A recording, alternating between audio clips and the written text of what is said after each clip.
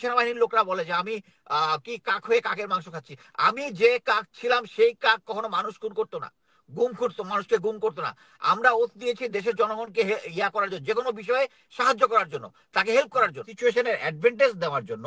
আমরা যদি রাজনৈতিক দলগুলোকে বেশি দিন দূরে রাখি, তারা বিভিন্ন ধরনের নুইসেন্স ক্রিয়েট করার চেষ্টা করবে, যেটা আমরা আশা করি না।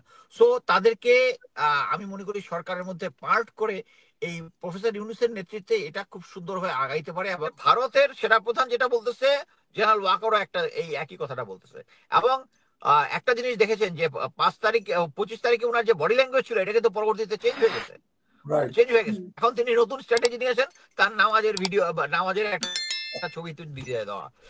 This is a very poor thing. এবং আমি আরেকটা সেনাবাহিনীর কার্যক্রম নিয়ে একটা দেখলাম, এটা ইটস এ মানে তারা আজানের সময় ইফতার করতেছে এটা। এবং এটা আমি মনে করি একটা পুর মানে একটা ভিডিও হয়েছে, এটাকে আরো ভালোভাবে করতে। আমরা এই ধরনের কাজে আজীবন অভ্যস্ত। আমাদের যখন ইয়ারা যায়, পেট্রোল যখন যায়, তাদের জন্য আলাদা করে প্যাকেট লাঞ্চ, প্যাকেট ইফতার সবকিছু থাকে। মানে একটা জিনিস বলবো যে বাংলাদেশে আর্মিতে যে কোনো সিচুয়েশনে, ফিল্ড সিচুয়েশনে একটা লজিস্টিকের কোনো সমস্যা নাই। তারা যে কোনো জায়গায় যে কোনো সময় ডিউটির জন্য 100% রেডি। এবং এটার মধ্যে তার কোনো ক্ষেত, আমি যেটা বলতে চাচ্ছি যে আমি এখন দেশের জন্য ঘাম ছড়া একদম ইয়া করে দিলাম, এটা is his duty, bread and butter. So এটার মধ্যে নাই যে ইটস সামথিং দ্যাট আপনি if your mother is sick or attack by someone, you are going to save him. এটা আপনার ডিউটি। এটার জন্য আমি আগে গিয়ে বলবেন না যে আমি এটা করছি। সো আর্মির বেসিক জিনিস হচ্ছে এটা যে তাদের যে বর্তমানে ডিউটিটা আছে, এবং এটা নিয়ে গ্লোরিফাই করা যায়, বাট আমার কাছে মনে হচ্ছে পুর অ্যাডাপ্টেশন হয়েছে। এবং এটার মেইন এইম হচ্ছে জেনারেল ওয়াকারকে হাইলাইট করা, যে উনার নেতৃত্বে আর্মি এটা এইভাবে যাচ্ছে। বাট উনি একটা জিনিস বুঝতেছে না যে আর্মির যে গুম খুনের সাথে জড়িত তাদেরকে উনি সেভ করতেছেন। তাদেরকে যাদের অ্যারেস্ট ওয়ারেন্ট হয়েছে তাকে ধরতে দেন নাই, অলরেডি 4 জন পালায় চলে গেছে ইন্ডিয়াতে। এটার দায়ভার তো জেনারেল ওয়াকারের। বাট সবচেয়ে অবাক কাণ্ড হচ্ছে যে কিছু কিছু দেশের ইউটিউবার কিছু আছে যারা আগে ভালো হাসিনার এগেনস্টে কাজ করতো, এখন তারা কচু ক্ষেতের আন্ডারে কাজ করে। এবং এটা হচ্ছে দুঃখজনক ব্যাপার যে এখন জেনারেল ওয়াকারকে, এখন আমাকে সেনাবাহিনীর লোকরা বলে যে আমি কি কাক হয়ে কাকের মাংস খাচ্ছি। আমি যে কাক ছিলাম সেই কাক কখনো মানুষ খুন করতো না, গুম করতো, মানুষকে গুম করতো না। আমরা ওত দিয়েছি দেশের জনগণকে ইয়া করার জন্য, যে কোনো বিষয়ে সাহায্য করার জন্য, তাকে হেল্প করার জন্য। আমি এই যে আর্মি নিজের দেশের লোকজনকে গুম করে, ইভেন যে তাদের নিজের সহযোগী ভাই, যখন এই army general colonel Hasin, general brigadier Azmi, আরো মেজর মোহসিন, এদেরকে নিয়ে যখন অত্যাচার করেছিল, আপনাদের এই ভ্রাতৃত্ববোধ কোথায় ছিল? এখন যে আমাকে ভ্রাতৃত্ব লেসন দিচ্ছেন বিভিন্ন জায়গা থেকে, ওই তখন আপনার এই ভ্রাতৃত্ববোধ কোথায় ছিল? This is bullshit. Indian hegemony যেটা আছে ওইটা রক্ষা করার জন্য এটা করতেছে।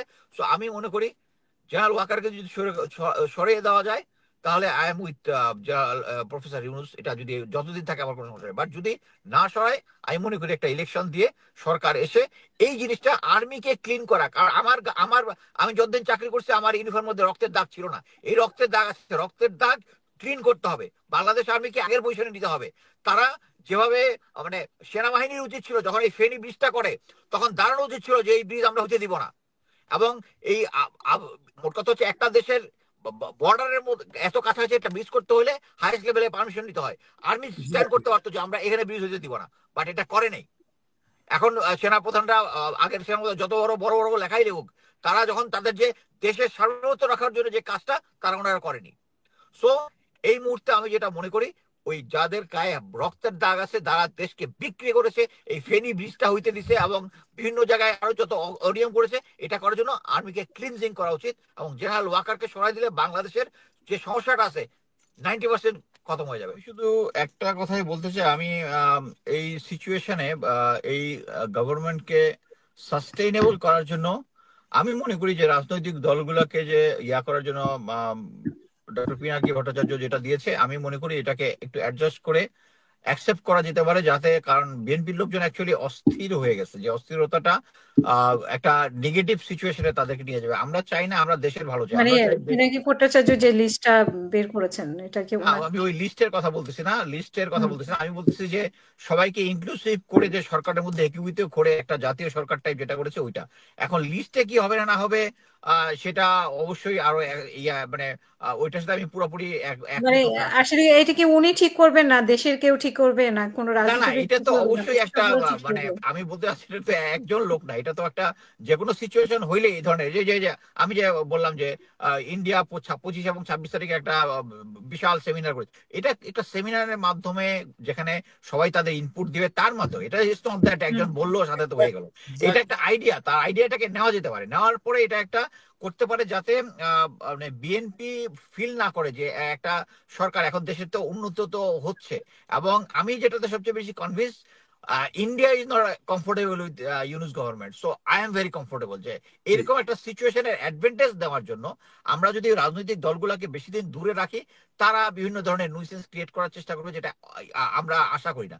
সো তাদেরকে আমি মনে করি সরকারের মধ্যে পার্ট করে এই প্রফেসর ইউনুসের নেতৃত্বে এটা খুব সুন্দরভাবে আগাইতে পারে, এবং একটা পরবর্তীতে একটা ইলেকশনের মাধ্যমে একটা ভালো সরকার, এবং এই যে জিনিসটা হবে যে প্রফেসর ইউনুসের আন্ডারে যেটা হবে, যেটা সবাই তাদের কাজটা সহি মতো করবে, নাইলে আমি মনে করি উনি কর্পোরেট লোক। অনেকে আগে যখন গ্রামীণ ফোন যখন সরি গ্রামীণ ব্যাংক যখন হয়, গ্রামীণ ব্যাংকের আগে কতগুলো প্রোপাগান্ডা ছিল, সেটা হচ্ছে যারা দিতে পারতো না গরিব, তাদের গরু নিয়ে যেত, নিয়ে যেত। এটা হচ্ছে আমি মনে করি যে this is a discipline issue, যে কেউ যখন এটা দিতে পারবে না অনেক সময় তারা হার্শ হয়। গরিবের প্রতি হার্শ হওয়া ঠিক না, এটাই মানি, কিন্তু কথা হচ্ছে ডিসিপ্লিন মেনটেন করা। আমি মনে করি প্রফেসর ইউনূস একজন কর্পোরেট গাই, এবং তার এই স্ট্রং নেতৃত্বেই গ্রামীণ ফোনটা একদম একটা ইন্টারন্যাশনাল লেভেলে গিয়েছে, এবং এটা শেষ পর্যন্ত নোবেল প্রাইজ পেয়েছে। সো আমি মনে করি উনি স্লো অ্যান্ড স্টেডি যেভাবে যাচ্ছেন, তার আন্ডারে যদি রাজনৈতিক দলগুলোকে তার উইং এ নেওয়া হয়, আমি মনে করি এটা থেকে তাদেরও একটা প্রশিক্ষণ হবে, তারা একটা সরকার তাদের আগে যেরকম হয়েছে যে কোনো একটা মন্ত্রণালয় পেলেই তার আন্ডারে যে যতগুলা কন্ট্রাক্ট হবে ওগুলোর মধ্যে পার্সেন্টেজ নেওয়া শুরু করবে, এই জিনিসটা ব্রেক হবে, এবং তাদের একটা সিচুয়েশন একটা রেগুলার সিস্টেমে চলে আসবে যদি প্রফেসর ইউনূসের নেতৃত্বের মধ্যে থাকে। আমি মনে করি রাজনৈতিক দলগুলোকে অনবোর্ড নেওয়া উচিত। ধন্যবাদ।